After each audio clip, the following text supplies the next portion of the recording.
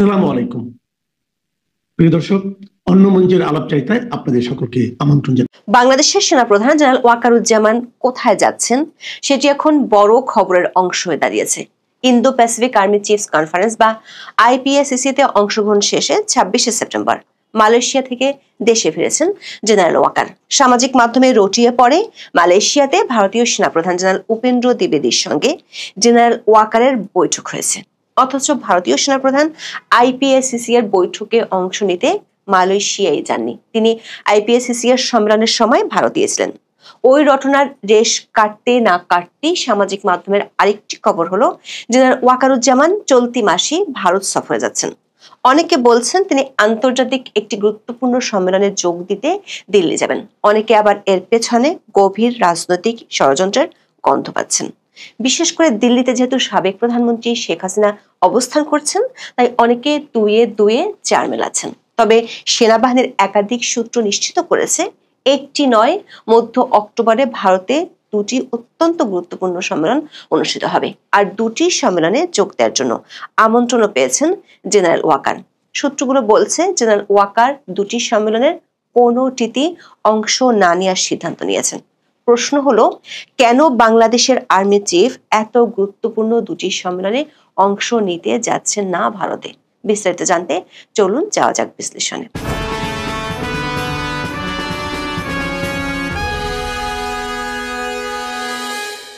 গত 22শে সেপ্টেম্বর বাংলাদেশ সেনাবাহিনীর এক বিবৃতিতে জানানো হয়, 14তম Indo Pacific army chiefs conference বা আইপিএসিসি-তে যোগ দেওয়ার জন্য সেনাপ্রধান জেনারেল ওয়াকারুজ্জামান মালয়েশিয়া গিয়েছিলেন। তার এই সফর ছিল 4 দিনের।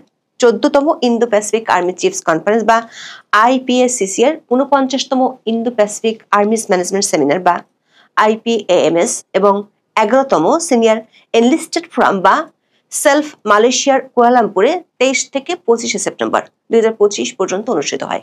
এর মধ্যে আইপিএসিসি হলো সেনাপ্রধানদের জন্য, আর আইপিএএমএস হলো ডেপুটি চিফ এবং সিনিয়র র্যাঙ্কিং কর্মকর্তাদের বা লেফটেন্যান্ট জেনারেল থেকে লেফটেন্যান্ট কর্নেল পদমর্যাদার কর্মকর্তাদের জন্য।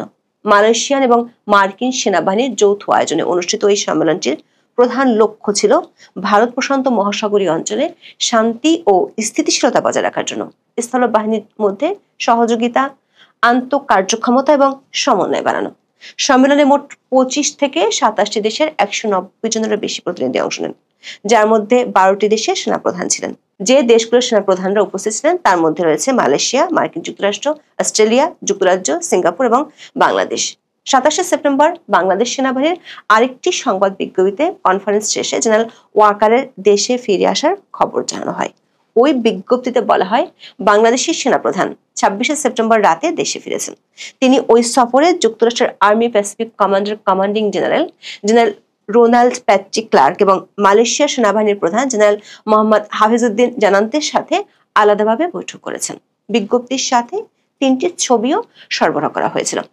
জেনারেল ওয়াকার মালয়েশিয়া থাকাকালে কিছু ভারতীয় গণমাধ্যম ও সামাজিক মাধ্যমে রটিয়ে পড়ে তিনি সেখানে ভারতের সেনাপ্রধান জেনারেল উপেন্দ্র দ্বিবেদীর সঙ্গে বৈঠক করেছেন।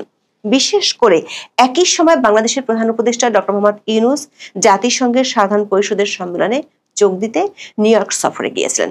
অনেকেই দুইজনের এই সফরকে বেশ চমকপ্রদভাবে উপস্থাপন করেছেন, কিন্তু আইপিএসিসি এর 14তম সম্মেলনের দুই আয়োজক মালয়েশিয়া ও যুক্তরাষ্ট্র সেনাবাহিনীর পক্ষ থেকে সম্মেলনে অংশ নেওয়া সেনাপ্রধানদের যে ছবি প্রকাশ করা হয়েছে, সে ছবিতে দেখা যাচ্ছে ভারতীয় সেনাপ্রধান নেই।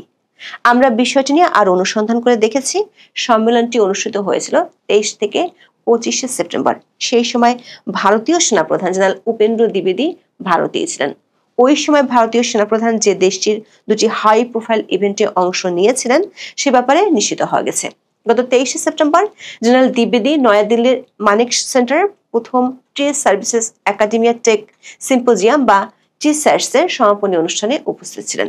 অনুষ্ঠানে কেন্দ্রীয় শিক্ষামন্ত্রী শ্রী ধর্মেন্দ্র প্রধান এবং প্রতিরক্ষা প্রতিমন্ত্রী শ্রী সঞ্জয় শেঠও উপস্থিত ছিলেন। একই দিনে জেনারেল দ্বিবেদী চণ্ডীগড়ে ভারতীয় বিমান বাহিনীর ঐতিহাসিক মিগ-21 বিমানের কর্মক্ষম পরিষেবা থেকে অবসরের অনুষ্ঠানেও যোগ দেন। দর্শক, সেনাপ্রধান জেনারেল ওয়াকারুজ্জামানের সাথে ভারতীয় সেনাপ্রধানের এমন বৈঠকের গুঞ্জনের রেশ কাটতে না কাটতেই বাংলাদেশি গণমাধ্যমগুলোর খবর হলো অক্টোবরের মাঝামাঝিতে দিল্লিতে যেতে পারেন বাংলাদেশের সেনাপ্রধান। বিডি নিউজ 24 সহ একাধিক গণমাধ্যমে 2 অক্টোবর এ ধরনের খবর প্রকাশিত হয়। খবরে বলা হয়, জাতিসংঘের শান্তিরক্ষা মিশনে সেনা পাঠানো দেশগুলোকে নিয়ে একটি সম্মেলন আয়োজন করতে যাচ্ছে ভারত, যেখানে বাংলাদেশের সেনা প্রধানেরও অংশগ্রহণের কথা রয়েছে। ভারতের রাজধানী নয়াদিল্লিতে 14 অক্টোবর 2 দিনের এই সম্মেলন শুরু হওয়ার কথা রয়েছে। বিডি নিউজের খবরে বলা হয়, সেনাপ্রধান ওই সম্মেলনে যোগ দিলে তা হবে 24-এর গণঅভ্যুত্থানে সরকার পরিবর্তনের পর ভারতে বাংলাদেশের প্রথম উচ্চ পর্যায়ের সফর। 1 অক্টোবর সম্মেলনের বিষয়ে ভারতের প্রতিরক্ষা মন্ত্রণালয় বা মিনিস্ট্রি অফ ডিফেন্স থেকে একটি বিবৃতিও দেওয়া হয়েছে। সেই বিবৃতিতে বলা হয়, জাতিসংঘ শান্তিরক্ষী মিশনে সৈন্য পাঠানো দেশগুলোর সেনাপ্রধানদের সম্মেলন আগামী 14 থেকে 16 অক্টোবর দিল্লিতে অনুষ্ঠিত হবে।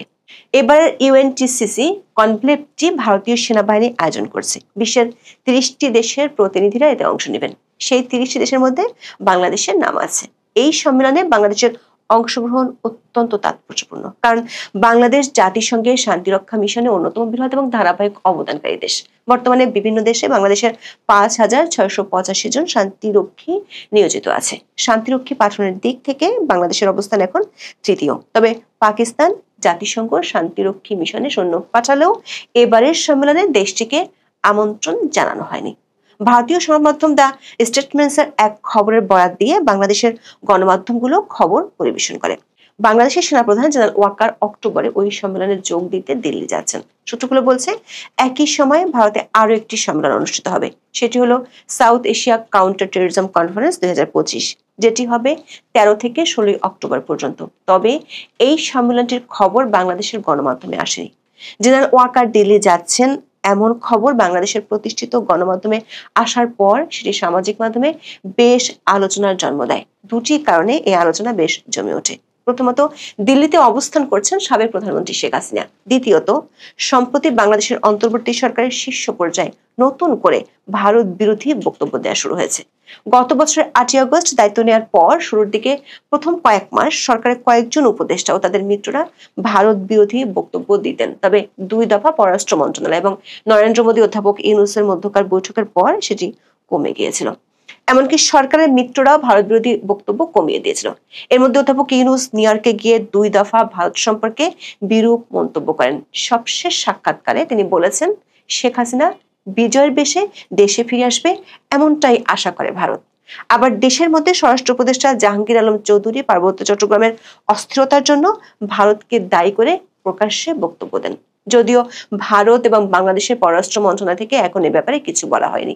এমন পরিস্থিতিতে জেনারেল ওয়াকারের দিল্লি সফরের ইঙ্গিত সামাজিক মাধ্যমে বেশ আলোচনার জন্ম দেয়। সূত্রগুলো বলছে, সেই আলোচনায় জল ঢেলে দিয়েছেন সেনাপ্রধান নিজেই। তিনি নিজে দুটি সম্মেলনে যোগ দিতে যাচ্ছেন না, বরং প্রতিনিধি পাঠাবেন। সূত্রমতে, জেনারেল ওয়াকারুজ্জামানের পরিবর্তে army training and doctrine command বা আরট্রকের general officer commanding lieutenant general Moinur Rahman এই দুটি সম্মেলনে বাংলাদেশের প্রতিনিধিত্ব করবেন। প্রশ্ন হলো, যেখানে বাংলাদেশ জাতিসংঘের মিশনে অন্যতম প্রধান অবদানকারী, সেখানে সেনাপ্রধান নিজে কেন এত গুরুত্বপূর্ণ একটি সম্মেলন এড়িয়ে যাচ্ছেন? এর পেছনে কৌশলগত কারণ অবশ্যই রয়েছে। সূত্রগুলো জানাচ্ছে, সেনাপ্রধানের এই সফর বাতিল করা হয়েছে অবাঞ্ছিত সমালোচনা বন্ধ করার জন্য একটি সচেতন কৌশল হিসেবে। এই মুহূর্তে ঢাকা এবং নয়াদিল্লির মধ্যে দ্বিপাক্ষিক সম্পর্ক সর্বনিম্ন পর্যায়ে রয়েছে। এই পরিস্থিতিতে সেনাপ্রধানের দিল্লি সফর বাংলাদেশের সেনাবাহিনী এবং ভারতীয় সেনাবাহিনীর মধ্যে চলমান সম্পর্ককে ঘিরে অতিরিক্ত মনোযোগ আকর্ষণ না করার জন্য একটি পদক্ষেপ।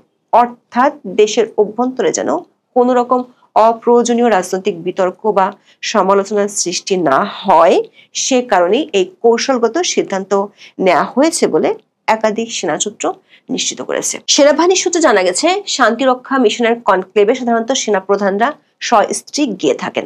জেনারেল ওয়াকারের স্ত্রী সাবেক প্রধানমন্ত্রী শেখ হাসিনার আত্মীয়, আর শেখ হাসিনা দিল্লিতেই অবস্থান করছেন। এরই মধ্যে অনেক সাবেক সেনা কর্মকর্তারাও সামাজিক মাধ্যমে তার এই দিল্লি যাওয়ার খবরে ঝড় তুলেছেন।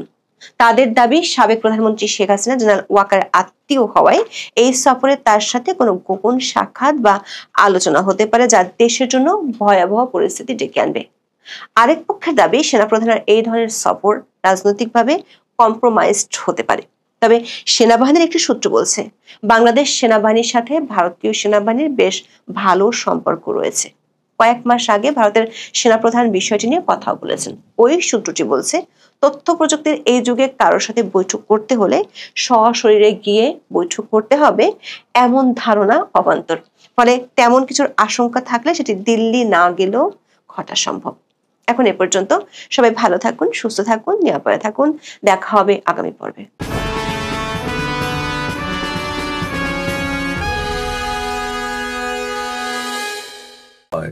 তুফান, আঁধি, ঝড়, ঝঞ্ঝা, যেভাবেই আপনি ব্যাখ্যা করুন, একেবারে তাকে টর্নেডোর সঙ্গেও তুলনা করতে পারেন। কিন্তু এটা হতে যাচ্ছে, দলে দলে সব পাল্টি খেতে শুরু করেছে। এখন তারা ভাবছে এই যে 14 মাস 15 মাস ধরে আমরা আওয়ামী লীগকে পেটালাম, আমরা জেলে পড়লাম, এইবার আওয়ামী লীগ তো ধীরে ধীরে ক্ষমতায় তো ফিরছে, ফেরার মতো অবস্থা তৈরি হয়ে যাচ্ছে। চারদিকের আবহাওয়া কিন্তু তাই বলছে। এখন এরা যদি ফিরে আসে তাহলে আমাদের কি হাল হবে? এই যে ছাত্রলীগ, যুবলীগ, যারা ঝোপে ঝাড়ে বড়ে জঙ্গলে লুকিয়ে রয়েছে, কোন রকমের পুকুরের মধ্যে ডুবে একেবারে নাকটা তুলে নিঃশ্বাস নিচ্ছে, তারা কি হবে? তারা কি করবে? তারা তো এর বদলা নেবে। তখন আমরা কোথায় যাব? ইউনূসকে সেফ প্যাসেজ দিল। এখন আপনারা অনেকেই প্রশ্ন করেছেন যে ইউনূসকে কেন সেফ প্যাসেজ দেওয়া হচ্ছে। ইউনূসকে সেফ প্যাসেজ দেওয়া হচ্ছে এই কারণে, কোনো কিছু আপনি যখন কিনবেন না, তার একটা মূল্য আপনাকে চুকাতে হবে। যদি শান্তিপূর্ণভাবে আপনি ঝগড়া করে বাজারে আলু মূল্য নেন, সেটা আলাদা কথা, আমি সে কথা বলছি না, মানে যুদ্ধ না করে। আপনি যদি কিছু মূল্য না দেন, তাহলে পরে আপনি 1 কেজি চালের দাম আপনি দেবেন, তবে দোকানদার আপনাকে 1 কেজি চাল দেবে। ইউনূস এখন বাঁচার চেষ্টা করছে। পড়ে রইল দেশ, পড়ে রইল জনতা, পড়ে রইল পার্টি। আমার যথেষ্ট হয়েছে, মান সম্মান যথেষ্ট হয়েছে, এবারে প্রাণটা যাবে। সুতরাং প্রাণটা নিয়ে যা পারো এরা পড়ে থাকুক, আমি পালাই। সেই সুযোগটা ভারত দিচ্ছে। ফলে কিছু পেতে গেলে কিছু দিতে হবে। যা আপনারা যারা প্রশ্ন করেছেন তার উত্তর হচ্ছে এইটা। এবারে সান্নাটা চারদিকে ছেয়ে গেছে, এবার অনেকেই কিন্তু পাল্টি খাচ্ছে, পুরো পাল্টি খাচ্ছে। আমি 2-1টা ভিডিও আপনাদের দেখাই, কেমন শুকনো মুখ, মুখে হাহাকারের চেহারা, একটা ভয়, সন্ত্রাস, ভীতি একটা চেপে ধরেছে। এখন থেকে তারা পাল্টি খাচ্ছে। এই পাল্টি খাওয়ার আমি গোটা 2 ভিডিও আপনাদের দেখাই, আপনারা তাহলে বুঝতে পেরে যাবেন এটা আগে কি ছিল, গলার আওয়াজ কি ছিল, আর এখন কি হয়েছে। আওয়ামী লীগ কেন আসতে পারবে না? মানে তাকে না আসতে পারার কারণটা কি? শ্রীলঙ্কাতে রাজাপাকসের বিরুদ্ধে আন্দোলন হয়েছে না 2-3 বছর আগে? রাজাপাকসে ফিরে এসে নির্বাচন করছে না? হাসিনা কেন আওয়ামী লীগ কেন নির্বাচন করতে পারবে না? যৌক্তিক প্রশ্ন তো। শ্রীলঙ্কায় রাজাপাকসের বিরুদ্ধে আন্দোলন হয়েছে, বেচারা চলে গেছে, আবার 2.5 বছর পর কেয়ারটেকার হয়েছে, উনি এসে আবার নির্বাচন করছে, সমস্যা কোথায়? তারপরে ইন্দোনেশিয়াতে সুহার্তোর ছেলে, ইন্দোনেশিয়া না তো ফিলিপাইনে, সুহার্তোর মার্কোসের পতন হয়েছিল না? মার্কোসের জুনিয়র আইসা কয়দিন আগে গত বছর প্রেসিডেন্ট হয়েছে না নির্বাচনে? তো হইতে পারবে তো, সমস্যা কই? একটা কথা আমি বিশ্বাস করি, আমি জানি না আপনারা আমার সাথে একমত হবেন নাকি। আমার ধারণা, আমি সরি এটা বলতেছি, আমি ধারণা পৃথিবীতে ভালো লোকের চেয়ে খারাপ লোক বেশি, আর ভালো লোকের চেয়ে খারাপ লোকরা অনেক বেশি সংগঠিত। যারা ভালো লোক আছে তারা অনেকাংশে খারাপ লোক দ্বারা এত বিভ্রান্ত। গত 1 বছরে কত কিছু যে দেখলাম, জীবনটা এত জটিল মনে হতো না। হাসিনা ছিল প্রচন্ড অত্যাচারিত ছিলাম, অনেক ভেতর ক্রন্দন ছিল, মাঝে মাঝে রাতে ঘুমাতে পারতাম না। কিন্তু মানুষ যে এত জটিল, এটা তখন আমার এত মনে হতো না। এখন আর আপনার ওই সমস্ত সমাজ মাধ্যমে, ফেসবুকে সেই সব নায়কদের কোন রকম লেখাটেখা পাওয়া যাচ্ছে না, তাদের স্ট্যাটাস ফ্যাটাস নেই, তারা এখন কিছু বলছে না। তারা কি ভয় পেল? নাসিরউদ্দিন পাটোয়ারি তো সে একদম বিমর্ষ হয়ে একটা বক্তৃতা দিয়েছে, ফেসবুকে পোস্ট হয়েছে, আমি বক্তৃতাটি শুনেছি, কিন্তু ও ডাউনলোড করতে পারিনি। আমি পারি না, যে লোক আমায় করে দেয় তিনি বোধহয় ব্যস্ত আছেন। আমিও বিজয়ের এই সমস্ত ঝামেলা টামেলার জন্য তার কাছে আমি দিতে পারিনি বলে সেটা আমি আর লাগাতে পারছি না। এখন আবার সমাজ মাধ্যমে বিভিন্ন জায়গায় আপনার কিছু ছবি ঘোরাফেরা করছে। এখন সবই এআই দিয়ে বানানো, কিন্তু ভবিষ্যৎটা বলে দিচ্ছে যে আওয়ামী লীগ এদের কি অবস্থা করবে। ভিখারির ভিখারি করে দেবে। যাদেরকে তোমরা এই বনের জঙ্গলে পাঠিয়েছিলে হাত পেটা খেয়ে না খেয়ে, যাদের বাড়ি ঘর দখল করেছিলে, যাদের ঘর বাড়ি জ্বালিয়ে দিয়েছিলে, যাদেরকে তোমরা জেল খাটিয়েছিলে, অত্যাচার করেছো, খুন করেছো, পুলিশ মেরেছো, তোমরা কি বাদ রেখেছো? তোমরা গোপালগঞ্জে সেনাকে দিয়ে গুলি চালিয়েছো, আর কিছু বাদ রেখেছো? যে তোমরা সেফ থাকবে? তোমরা সেফ থাকবে কিনা সেটা তো ভবিষ্যৎ বলবে, কিন্তু আমার মনে হয় তোমাদের কপালে কিন্তু অশেষ দুর্গতি অপেক্ষা করছে। আর একটা কথা বলি আপনাদের, শেখ হাসিনা হয়তো খুব শিগগিরই বিবৃতি দেবেন, আমি অমুক দিন দেশে ফিরছি। খুব শিগগিরই তিনি বিবৃতি দেবেন, আমি অমুক দিনকে দেশে ফিরছি। সেদিনকে এই যে যাদের দেখলে এরা কি আপনার এই পুলিশ, সেনা বাহিনী, কিছু যারা আছে আনসার ফানসার, এরা কি এই 20-25 লক্ষ, 30 লক্ষ, 50 লক্ষ লোক যদি শাহজালাল বিমানবন্দরের দিকে দৌড়ায়, তাহলে কোথা দিয়ে কে আটকাবে? বানের জলে সব ভেসে যাবে। কত পুলিশ আছে, কত সেনাবাহিনী মাঠে আছে, কত গুলি চালাবে? পারবে না, সেদিন পারবে না। এবং সেদিন কিন্তু সমাগত। আর তাই এই সমস্ত ছবিগুলো সমাজ মাধ্যমে এআই মারফত এইগুলো ছড়িয়ে আছে। কেউ পাটি ধরে বসে আছে, কেউ একেবারে শুকনো মুখে, এরা উড়েছে এরাছে। সার্জিসের ছবিটা তো আমার খুব ভালো লেগেছে। সার্জিস আলম, যাকে আপনারা সার্ভিস আলম বলেন, তার ছবিটা আমার খুব ভালো লেগেছে। তো যাই হোক, এখন এই কারণেই আমি বললাম ইতনা সন্নাটা কিউ হ্যায় ভাই, চারদিকে যা অবস্থা দেখছি।